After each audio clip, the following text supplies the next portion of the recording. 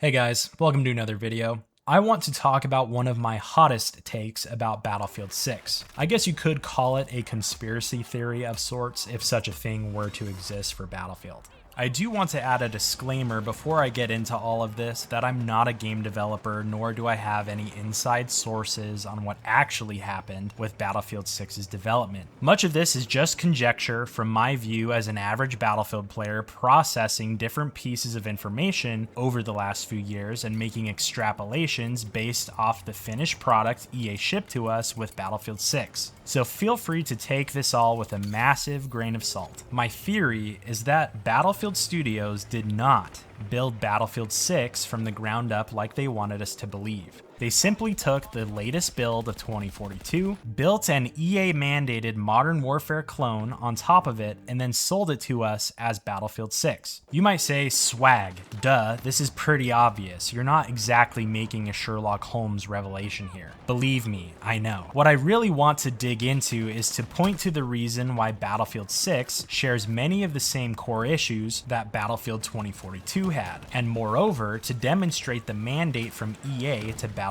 Studios to create EA's own version of Call of Duty. I think you might be shocked to see just how similar they are. Let's go over a little of the history of DICE as a studio. First, we need to look back at DICE in 2018. After dealing with the burden of fixing Star Wars Battlefront 2 after the loot box controversy, Battlefield 5 suffered from a chaotic development cycle. During this period, there was a significant exodus of senior developers from DICE, the old guard, if you will, that led the studio through the glory days of Battlefield and developed the Frostbite engine. It's estimated that 10% of the studio and hundreds of senior staff members at DICE left the studio for various reasons. One of the main reasons involved a culture shift in the way EA managed DICE as a studio, with EA taking a more centralized, top-down approach where DICE as a studio had less say in the way their games were designed. The creative freedom that many of these developers wished for was not granted, and developer feedback was ignored. This rigid management style from EA caused many of these senior developers to get fed up and leave. Many went to new studios such as Embark, who made the Finals and Arc Raiders, and other Stockholm-based studios. As a result, there was significant brain drain from DICE. EA had essentially pushed away many experienced developers that understood how to work with the notoriously complex Frostbite engine, which was starting to rot in a lot of ways. In 2020, EA turned their full attention to the development of Battlefield 2042. They pulled nearly all of the developers off of Battlefront 2 and Battlefield 5 to enter full-scale production on 2042. The plan for 2042 was to deliver it on a new, upgraded version of the Frostbite engine. The only problem was that Frostbite was known as being notoriously difficult to work with and develop. Because of the brain drain DICE had suffered with many of these experienced engineers leaving, the new version of Frostbite progressed at a crawl. They spent 18 months working on this new version of Frostbite and made little progress. Work from home policies in 2020 also did not help this. By the time DICE entered full production for 2042, the new Frostbite engine was in an incredibly poor technical state. It had many fundamental problems, but regardless of the engine issues, DICE still had to press on and build out the main content of 2042 to meet their deadline. This left a little more than a year for DICE to build out the entirety of 2042 for release in fall of 2021, and we all know how rocky that launch was. Over the course of Battlefield 2042's life cycle, DICE was tasked to go back in and make updates to improve the game after the disastrous launch. Because many of the problems were baked in engine level issues, they could not be fully fixed. Many of these issues would have required ground up overhauls, which would have likely not been approved due to cost and time involved, not to mention the lost engine knowledge from the original developers. These patches and updates to 2042 over its life really only served to further polish the turd that 2042 was. This is why the quality level felt like such a huge step down from Battlefield 5. It was because of these base engine level problems. It doesn't matter how much you dress up a house. If the walls are made of paper, there's no insulation, the pipes are leaking, and the foundation is cracked and sinking.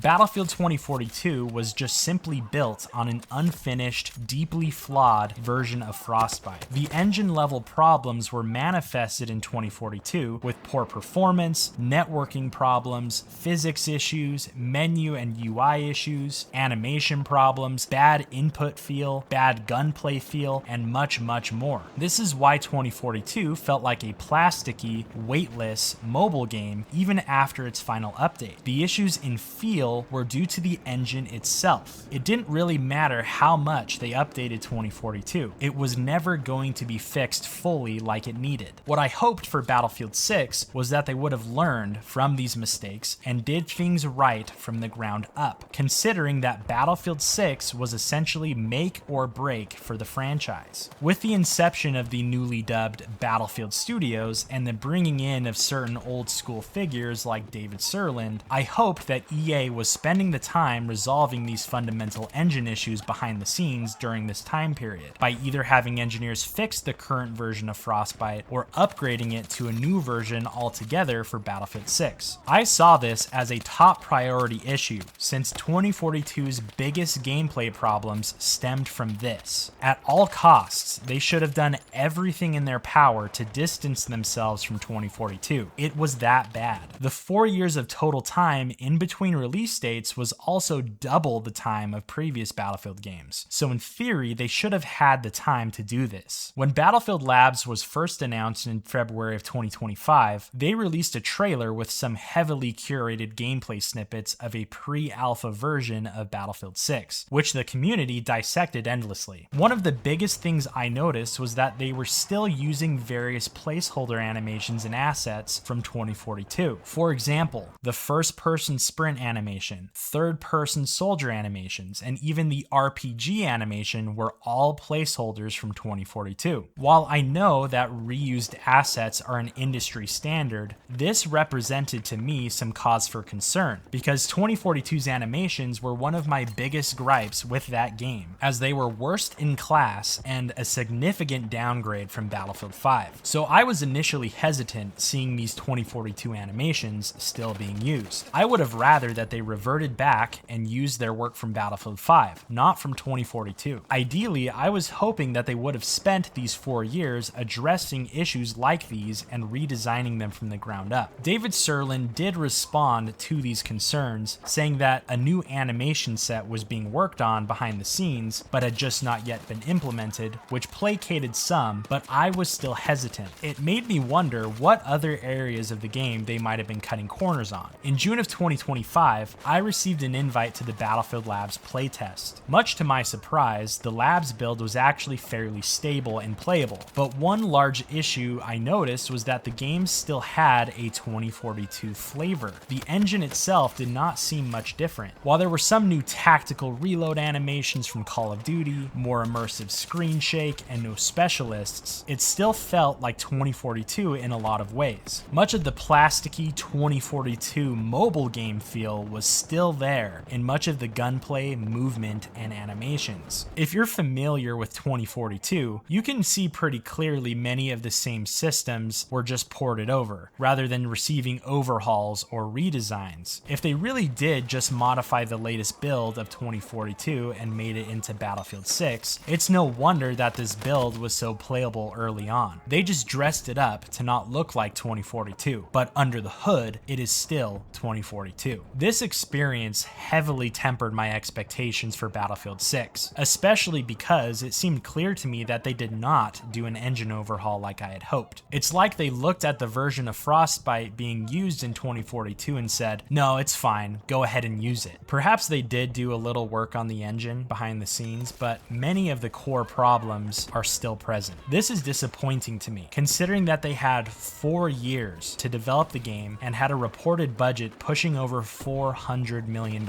But leave it to EA to look at something like 2042 and say, no, this is fine, let's just port it over, instead of redesigning it to address the core issues. It seems like they spent more time hiring new developers and changing the structure of development teams rather than tackling the core technical issues that caused 2042 to be so bad. To the developers' credit, by release, they did add some more animations and a few other features, but many of the same core fundamental issues that Battlefield 2042 faced are still present today in Battlefield 6. They did not distance Battlefield 6 far enough away from 2042's feel as they should have. Here are some of the biggest problem areas that still, to this day, give off that bad 2042 flavor to me and make me believe that these areas of the engine were not actually fixed. Number 1, physics. Battlefield 6's movement and physics are marginally better compared to 2042, but it still does share many of the same idiosyncrasies that 2042 had, especially in certain situations like jumping, vaulting, traversing over micro terrain, etc. Just like 2042, Battlefield 6 sucks you to the ground unnaturally and makes you feel like you're just gliding or floating over the ground rather than actually stepping on it. That's not to mention many of the same bugs like ladder launching glitches. They clearly are just using a slightly modified version of 2042's physics engine instead of a new, improved one like they should have. This also extends to vehicle physics, which many more experienced players like Silk and Ghost Gaming have touched on. We don't have the weighted feeling that Battlefield 3 and 4 gave us. We still have the plasticky feeling from the physics that 2042 gave us. Number 2, animations. I will give DICE some credit here in saying that many of the weapon manipulation and reload animations are great. I appreciate that they spent some time matching up the first person and third person animations to match somewhat, even if the third person animations are still not to the quality of Battlefield 3's. My biggest gripe here is that they seem to not have had enough time to finish this area of the game, because many of the weightless, ultra fast, and plasticky 2042 placeholder animations are still present in many areas. These animations are very noticeable during vaulting, mantling, throwing grenades, switching between gadgets, aiming down sights, and many other connective animations in between. I really do hope the animation team is allowed to spend some additional time working on these, because certain animations are amazing, while others are still really poor and resemble 2042. These probably all would have been addressed if Battlefield 6 was released in the spring of 2026 like it was initially planned, but it had to be rushed out instead. Number 3, networking. In a similar way to Battlefield 2042, Battlefield 6 suffers from many of the same hit registration and netcode problems that 2042 had. Frostbite games have all had networking problems in one way or another, but obviously we are still dealing with the same issues like we did at the release of 2042. These networking problems also contribute to making the gunplay not feel satisfying, almost as if you're not hitting players with bullets. Let's now go ahead and talk about some of the blatant ways that Battlefield 6 copies modern Call of Duty. EA clearly likes to follow trends, especially when they come from Activision.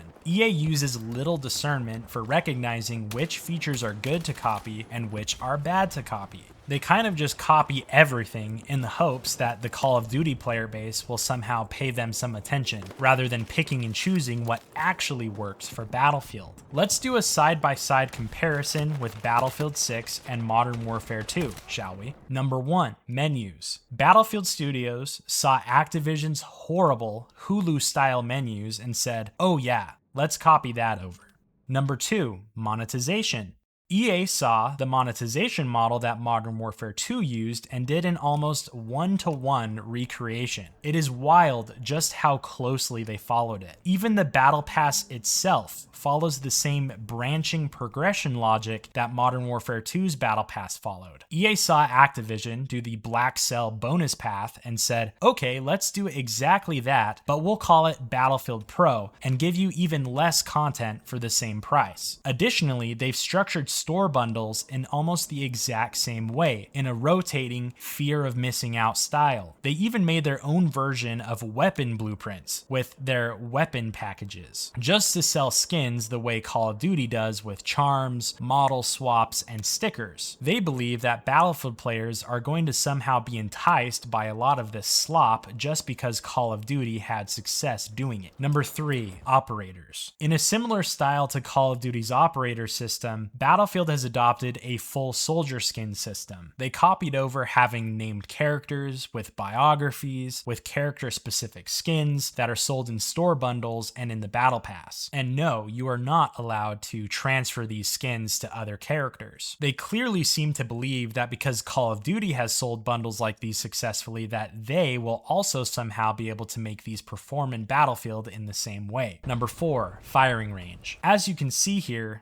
the firing ranges between Battlefield 6 and Modern Warfare 2 are nearly identical. They even put the door and prone shooting area in the exact same position. The only difference is they made the range in Battlefield 6 just a little bit bigger. We got this instead of a Battlefield 4 style test range map where you could test everything, including vehicles. Number 5, tactical reload animations. The animation team clearly spent some significant time and effort doing their best Modern Warfare tactical reloads impression. While these are obviously very similar in design, Modern Warfare 2 still has superior animation quality across the board. Now I will say this is one of the good areas of imitation that Battlefield 6 did, even if the animations overall don't fully stack up to Modern Warfare's.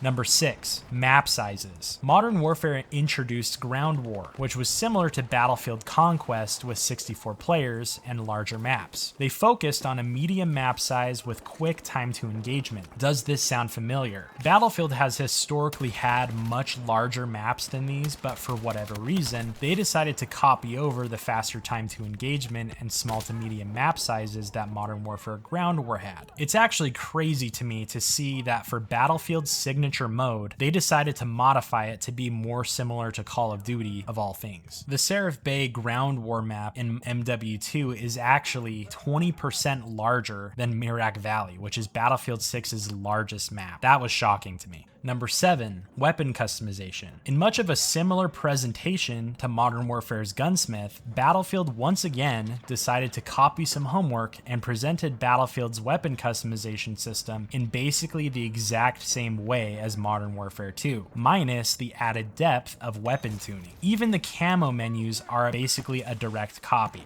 I guess we're lucky that they didn't also copy over Modern Warfare 2's attachment unlock system as well. Number 8, RedSec. EA clearly wanted to appeal to Warzone players with this one. I think it's pretty clear to see that RedSec is simply just meant to be an alternative to Warzone with a slight Battlefield twist and nothing else. Of course, we could spend hours going into every single detail of instances where Battlefield 6 blatantly copies modern Call of Duty, but I think it's pretty clear to see what EA wanted to do with Battlefield 6. Honestly, I think Activision would actually have a pretty strong case for plagiarism if this went to court. We clown on Delta Force for copying Battlefield 2042. Meanwhile, Battlefield is doing the exact same thing to Call of Duty. Battlefield 6 was clearly designed to be a vehicle to help Call of Duty players feel at home, rather than making Battlefield players feel at home. We gotta focus on adding features that Call of Duty fans expect rather than what Battlefield fans expect, like a server browser. The directive from EA was clearly to not make a Battlefield game. They wanted their own Call of Duty clone so that they could replicate the same revenue streams that Activision currently benefits from. They've thrown nearly every piece of Battlefield's identity to the side in pursuit of this goal. And we know that their plan is to replicate Call of Duty's yearly release model so that they can become Activision. This probably sounds great to investors, but in actuality, it is terrible for Battlefield.